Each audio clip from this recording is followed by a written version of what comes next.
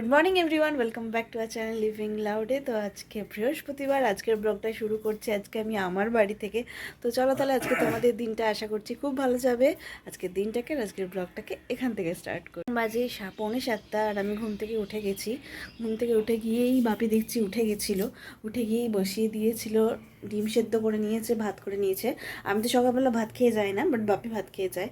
তো আমি করছি একদিকে ডাল আর একদিকে ডিম কষা আর একটা বেগুন ভাজা করে দেবো, তো যাতে সকালবেলাটাও হয়ে যায়। আর রাত্রিবেলা এসে আমি খাবো ভাত। তো রাত্রিবেলা বাপি আর আমি দুজনেই ভাত খাবো, তো ওইটাই রাত্রিবেলাও আমাদের হয়ে যাবে। ভাত হয়ে গেছে, এদিকে ডাল সেদ্ধ হচ্ছে, এদিকে ডিম সেদ্ধ হয়ে গেছে। আর বাপি এদিকে আমাকে একটু পেঁয়াজ কেটে দিচ্ছে, যাতে ডিম কষাটা আর ডালে একটু পেঁয়াজ দিয়ে আমি করে ফেলতে পারি। তো চলো তাড়াতাড়ি রান্না করে নিই দেন কথা হচ্ছে।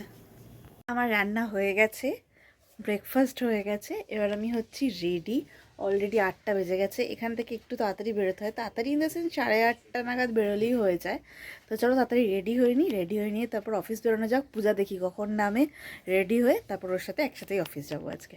বেরিয়ে পড়েছি অফিস যাওয়ার জন্য। এই যে ম্যাডাম অবশেষে নেমেছে, আমি রেডি হয়ে প্রায় আধ ঘন্টার ওপর বসে রয়েছি, উনি নামলেন। এসে দাঁড়িয়েছিলাম 5 মিনিট, মোটো 5 মিনিট দাঁড়াসনি, আমি জাস্ট একটু বাথরুমে গেছিলাম। আমাকে বাপি বলছে যে পূজা মনে হয় আজকে হয়তো যাবে না, হলে চলে গেছে ভুল করে।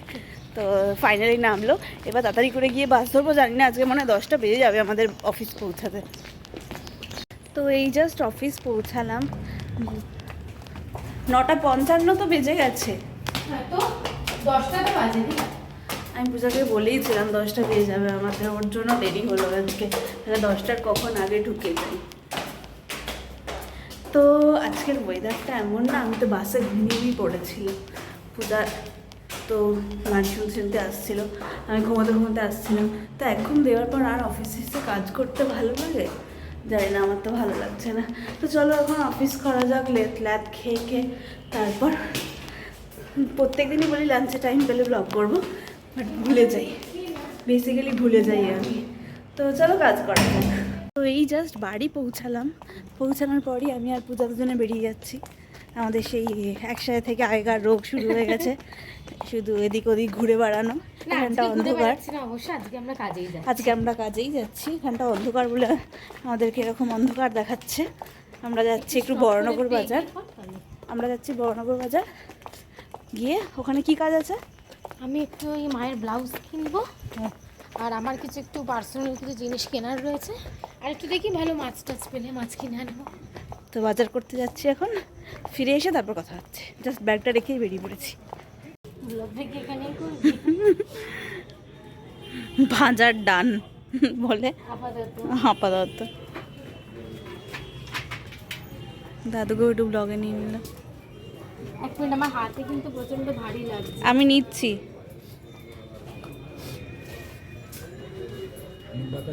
না ও বাবা নিম পাতা নাহলে আমাকে খেতে হবে। এই দিক দিয়ে যাও, দাঁড়া আমি ফোন। এই না, বিড়াল নেই। চল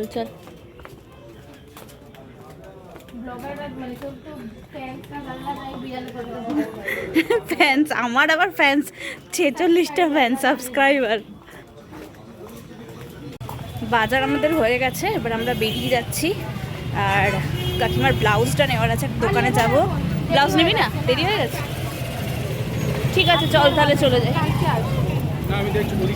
আমরা উঠে পড়েছি রিক্সাতে, আর আমাদের দ্বারা হাঁটা সম্ভব হলো না, অনেক হেঁটে ফেলেছি আসার সময় আমরা। তো এবার আমরা রিক্সায় উঠে পড়েছি, রিক্সা করে যাচ্ছি। আমরা ব্যাগটা নিয়ে হাঁটতে পারছিলাম না। হ্যাঁ, ব্যাগটা একটু বেশি ভারী হয়ে গেছে আমাদের পক্ষে। তো ঠিক আছে যাই এখন, যাই গিয়ে সামনে একটা দোকানে দাঁড়াতে হবে, আবার ওখান থেকে আবার হেঁটে যেতে হবে। হাঁটতে সেই অ্যাকচুয়ালি হবেই, বাট তবুও যতটুকু রিক্সা করে যাওয়া যায় ততটুকু আর কি যাওয়া যায়।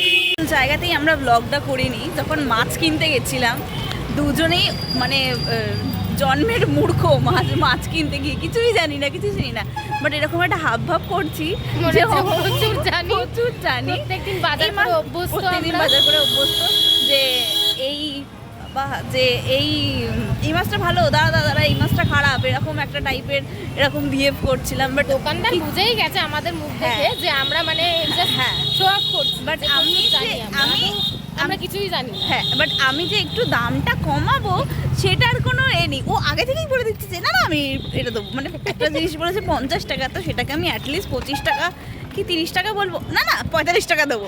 5 টাকা কমিয়ে কে কমায় ভাই 5 টাকা, মানে ওভার কনফিডেন্সের নমুনা আমাদের এটা একটা। তো চলো যা হোক এরকম করেই আস্তে আস্তে শিখবো, দরকার নেই পূজা বলছে যে শেখার। আমি যা আছি বেসিক্যালি আমি গরমে কিছুই করতে পারবো না আর আমার দ্বারা কিছু সম্ভব না। তো অনেকক্ষণ এসে গেছি বাড়িতে, আসতে বাপরে বাপরে বাপি ফোনে কথা বলছে পিসির সাথে, গোটা পাড়া শুনতে পাচ্ছে। বাপি একটু আসতে। তো এতক্ষণ দেখছিলাম টিভি বাপির সাথে বসে, এবিপি আনন্দে একটা ভালো প্রোগ্রাম হচ্ছিল সেটা দেখছিলাম।